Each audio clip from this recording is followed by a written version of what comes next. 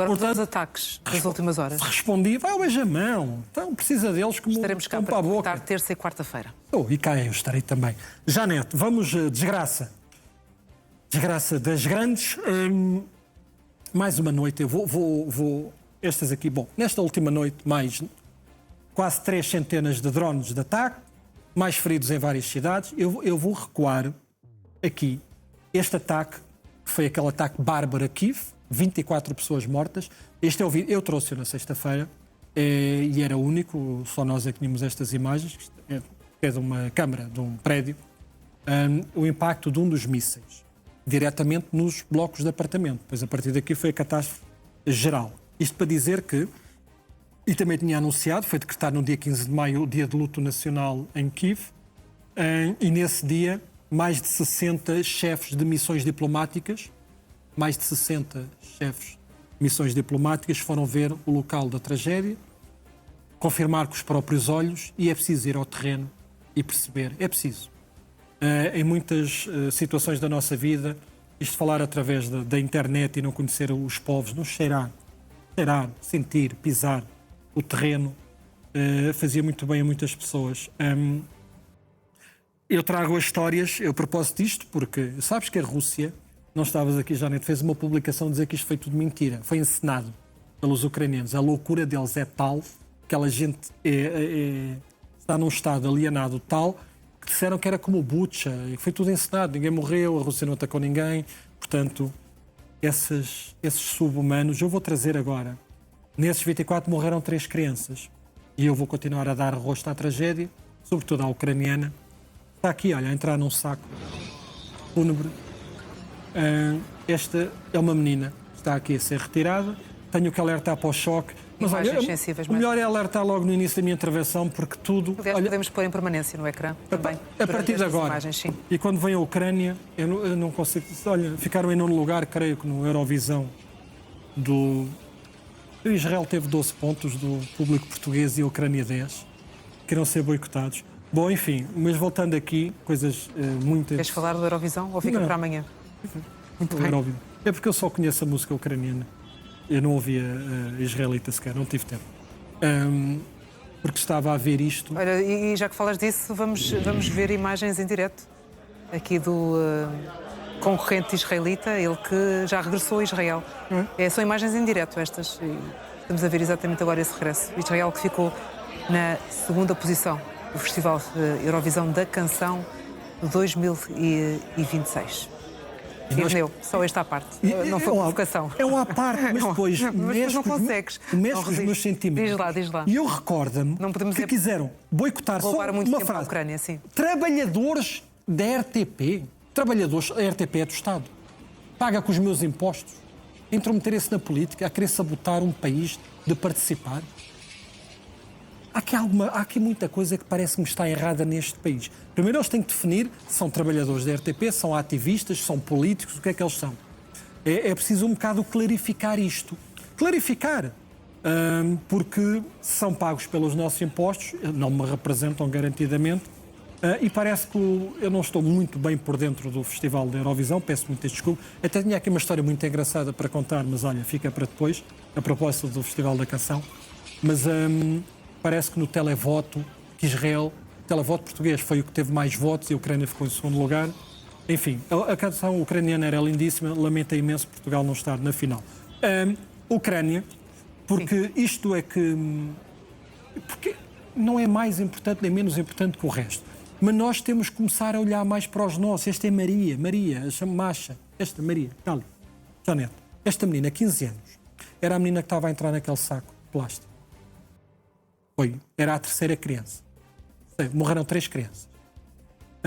A Maria só queria isto. Viver. Como quer o Mohamed da Palestina, só querem viver. Cada qual só querem viver, estas pessoas e as crianças.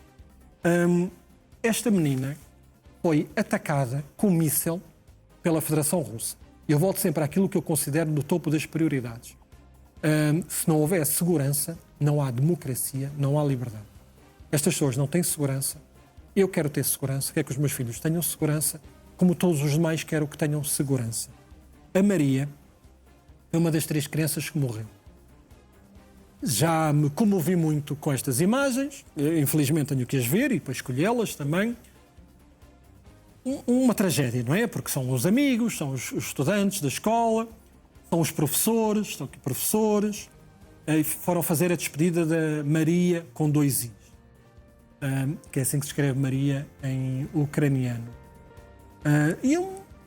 Portanto, aquela menina que estava em casa levou com um míssil russo. Nós sabemos quem disparou, sabemos quem a matou. E depois a questão que eu deixei no ar é, então não há consequências? Como é que se pode viver em paz?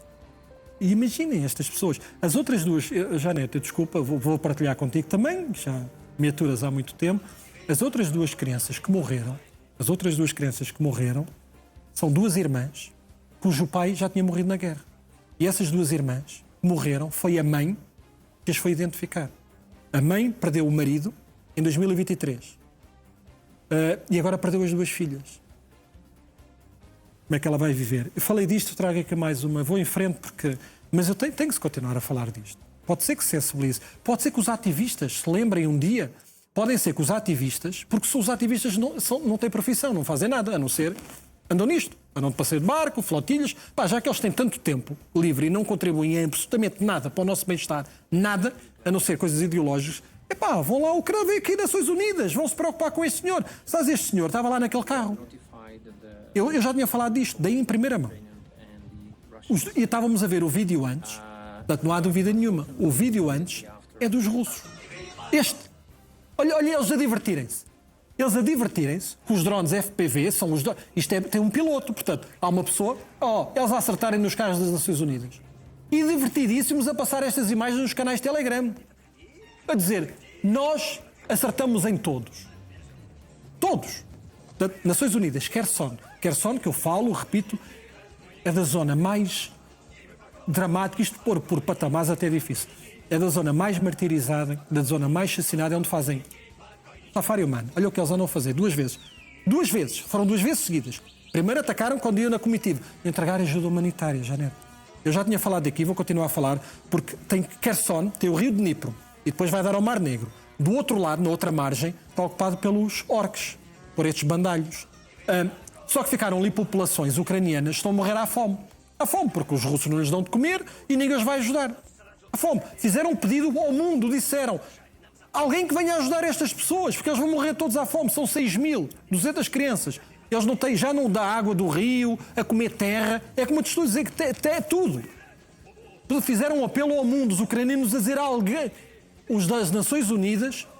O senhor está a falar sobre isto, este representante das Nações Unidas, a dizer, nós entramos em contacto com o exército ucraniano e russo. Claro que cada rota tem que ser identificada. Janete, estes drones veem tudo, eles sabem perfeitamente o que é que estão a atacar, não há dúvida nenhuma, até se diverte, está aqui ele a explicar tudo. E ele explicou. Então nós avisamos o exército, avisamos os russos e vamos nesta comitiva. E pronto, fomos atacados uma primeira vez, seguiram, foram entregar ajuda, porque se vê ali, ajuda não é vida. Na faixa de Gaza entram 600 caminhões por dia. 600 por dia. Aqui entra 0 por dia. Há anos, 0. 0 é 0. São estes corajosos e outras organizações. Vamos ver em frente. Também Kherson, que eu quero falar deles. Olha, aqui, esta aqui é o World Central Kitchen. Eu cheguei a fazer reportagem com eles, porque eu estive lá também em serviço há uns anos, no início da guerra. Estes tipos são fantásticos. É uma cozinha, são cozinhas ambulantes, eles servem refeições às pessoas.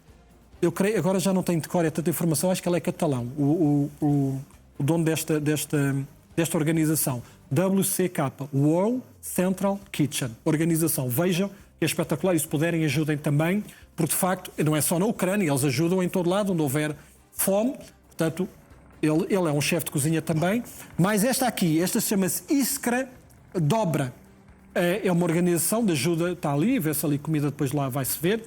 Portanto, esta é uma organização ucraniana. Janete, eles tentam levar comida à região do Oblast de Kherson, está aqui. Food truck, caminhões de comida. Sabe o que é que os russos fazem? Atacam-nos sem dó nem piedade. No último, eu não tenho imagens, mas sei que desta organização Iskra Dobra atacaram também o caminhão. O motorista ficou imediatamente amputado, perdeu uma perna no ataque, está no hospital a lutar pela vida. e o outro aqui ao lado para entregar comida. Entregar comida, isto é a Federação Russa. Isto é a Federação Russa, que está no Conselho de Segurança das Nações Unidas e com quem quer-se continuar a negociar. Isto, no mínimo, é chocante. E agora, nestes nossos 15 minutos que nos restam, vamos, se calhar, aqui ao desfile do Dia da Vitória. Parece-te bem? Pode parecer bem, depois amanhã falo dos ataques a Moscou, porque houve ataques esta manhã a Moscou. Sim, se calhar isso só para pontuar também a atualidade. Então, mas é importante. Nesse caso, exatamente. Deixa-me ir aqui a Moscou. Isso. Porque, sim. sabes o que é que eu vou dizer que é importante? Nem Sim. que o desfile da Vitória fique para amanhã, eu amanhã estou cá. Certo, então fazemos antes. Eu vou explicar porquê. É que, primeiro, este ataque, o ataque que sucedeu nas últimas horas a Moscou... Não é um ataque qualquer. Janete, não é o ataque qualquer, eu vou dizer assim, é o ataque. Este foi o grande ataque de toda a guerra. O mais importante de todos em termos de significado, simbolismo e militar. Foi o ataque que eu, na minha ótica, na minha sensibilidade, e que estou por dentro, foi o ataque mais importante de todos até hoje. Porquê? Primeiro é levar a guerra diretamente à origem, a Moscovo. Janete, a Moscovo. Com a Ucrânia, mais uma vez, a mostrar que consegue alcançar ali o coração, não é? Moscovo é a zona, atrevo-me a dizer, melhor segura ou mais bem segura do mundo. Do mundo. Tem entre 100 a 200, no mínimo, sistemas de defesa aéreo à volta de Moscovo. Tem sistemas de defesa aéreo por todo o lado. Janete, estamos a ver a refinaria de Moscovo. A refinaria que abastece Moscovo. É a refinaria melhor ou mais bem protegida de toda a Rússia. De toda a Rússia. Esta refinaria nunca foi atacada. A Ucrânia nunca conseguiu atacá-la. E a pergunta é, como é que conseguiu? Então, como é que os drones, coisas que eu sou, drones foram usados, muitos drones, durante a noite, que vão ter que as pagar aquilo que fizeram à Maria e às outras duas irmãs. Foi um ataque brutal. Quantas mortes da Federação Russa? 0. A Ucrânia não ataca pessoas. Podia lá estar um trabalhador. 0. Que saiba, 0.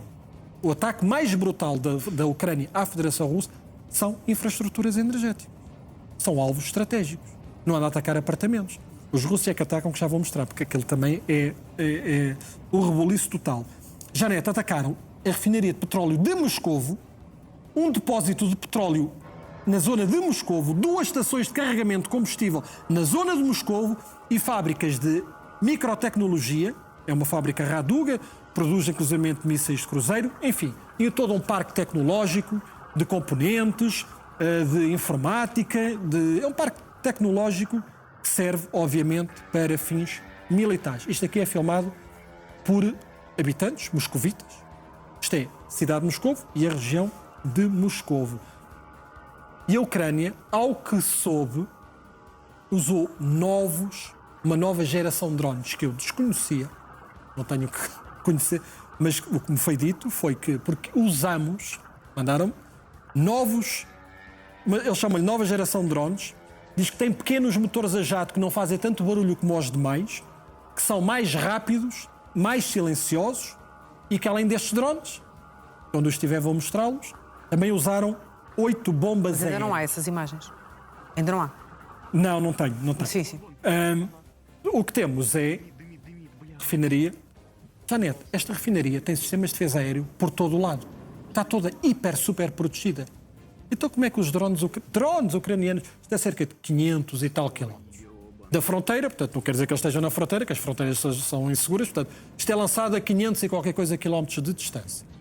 Provavelmente isto é tudo a zona de Chernihiv, Sumy, Chernihiv, são lançados. Linha reta, para lá, Nordeste, sempre em frente, Briansk, Moscou, Moskva. Não está a salvo. Agora percebem porque é que ligou o senhor para Donald Trump? Porque claro que no dia da vitória, no desfile do dia da derrota dele, é claro que a Ucrânia ia atacar o centro de Moscou direitinho. Os sistemas de defesa aéreo estarem alerta e não haver cá desfile nenhum, aquela palhaçada que lá houve. E também meia dúzia de gatos pingados, como nós sabemos, e depois vou falar muito sobre esse. As curiosidades do dia do desfile, toda a gente já abordou o desfile, não é? Mas eu trago as curiosidades. Os bastidores. Se não for hoje, é amanhã. Bem, Isso está prometido. Amanhã, eu tenho aqui mais umas imagens. Vamos ver. O aeroporto de Sheremetyevo, este é sempre difícil dizer, Sheremetyevo, obrigado, aqui está ele, está em chamas. Isto aqui não foi a Ucrânia. Isto não é a Ucrânia, também há vídeos. Estes prédios são russos. Só que são os sistemas de defesa aéreo russos. Isto não é a primeira vez, não é a segunda, não é a 10ª, nem é a 100ª. Janete, aqueles sistemas de defesa aéreo russos são um perigo para a população.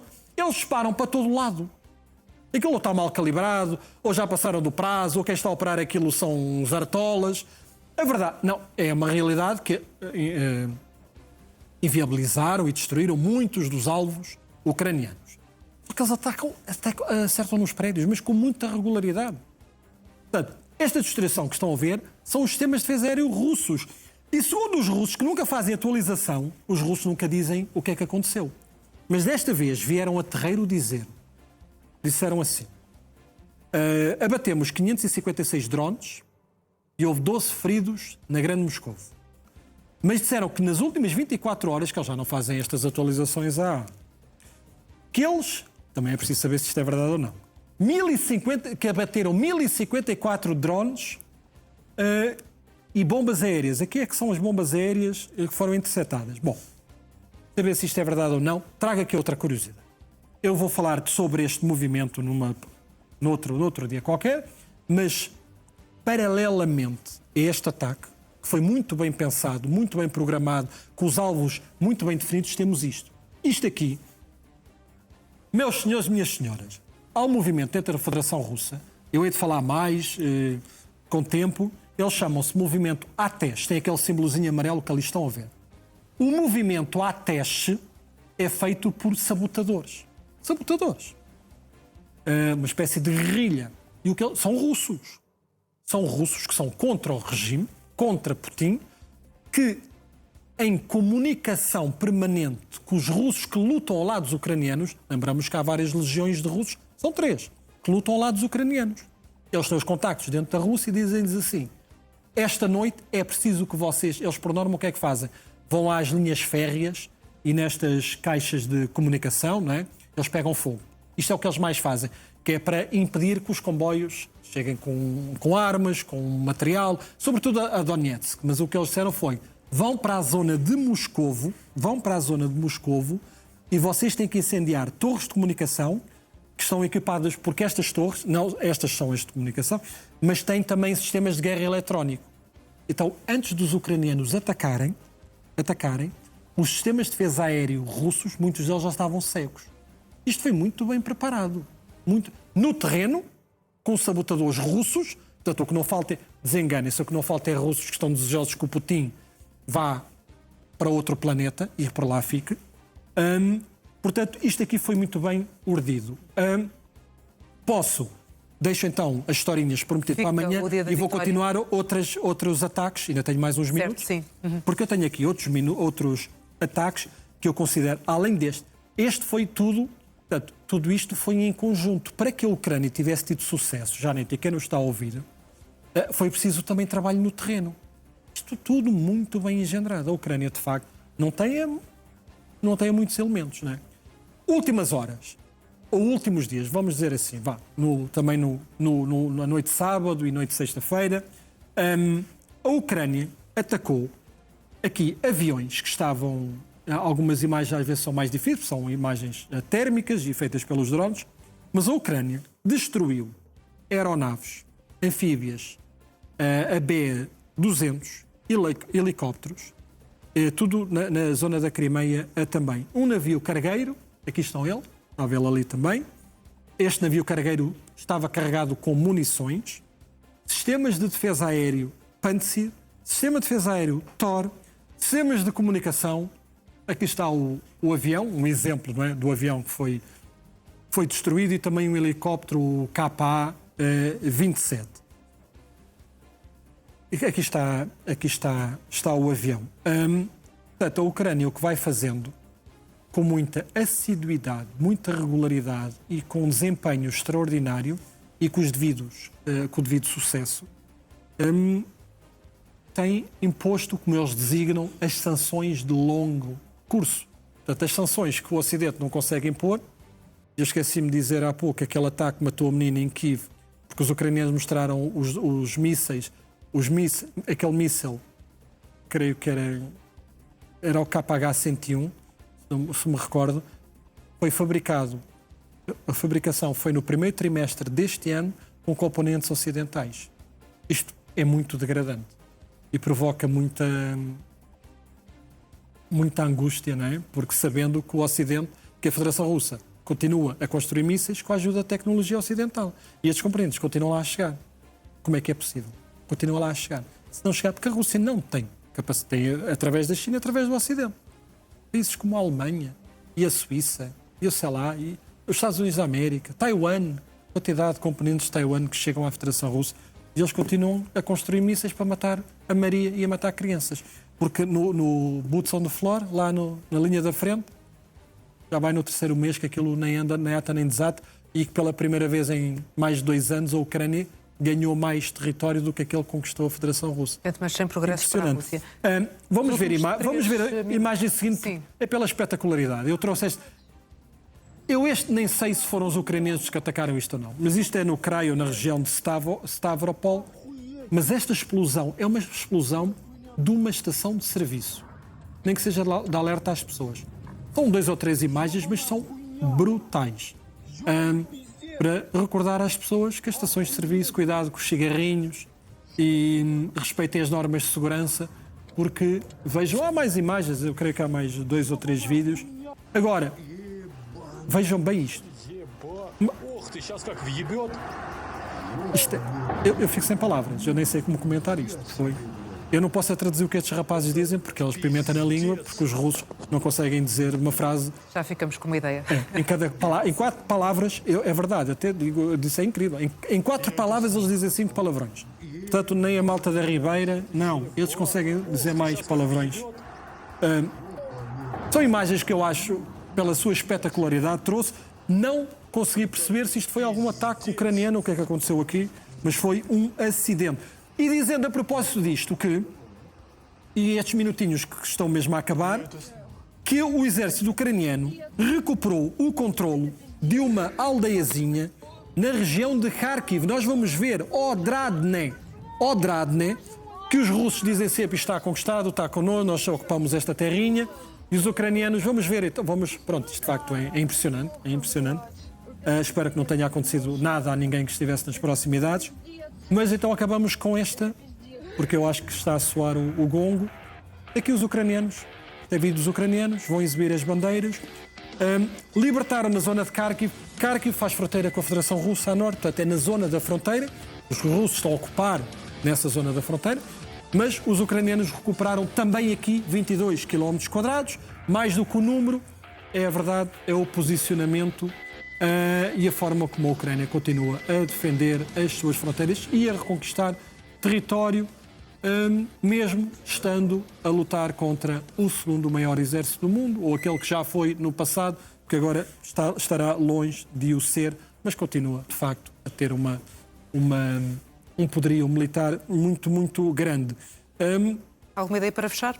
Então, estes segundos finais? Então uma corveta, vamos ver uma corveta que foi atacada. Então uma corveta, só para fechar. É o seguinte. Em cerca de 30 segundos. Corveta foi atacada. Esta é uma semelhante a esta. Sim. Uma pequena corveta, lança até 8 mísseis calibre, foi destruída também por drones ucranianos, que estava no Mar Negro. E nós, não sei se já não me recordo se há outro vídeo a seguir ou não para demonstrar, mas uma corveta, temos a fotografia. Se quiserem podem pôr a fotografia, creio que só é uma temos foto. Só temos este vídeo. Então chega uma deste género, é aparente, ou era esta, uma corveta. Portanto, a Federação Russa está a ficar sem marinha de guerra no Mar Negro, porque a Ucrânia vai usar todos os expedientes para enfraquecer até ao máximo, para que leve finalmente a Federação Russa a negociar e a querer paz, que não há paz à vista. E amanhã... Temos ponto de encontro aqui, amanhã. Cá à hora do estaremos. almoço.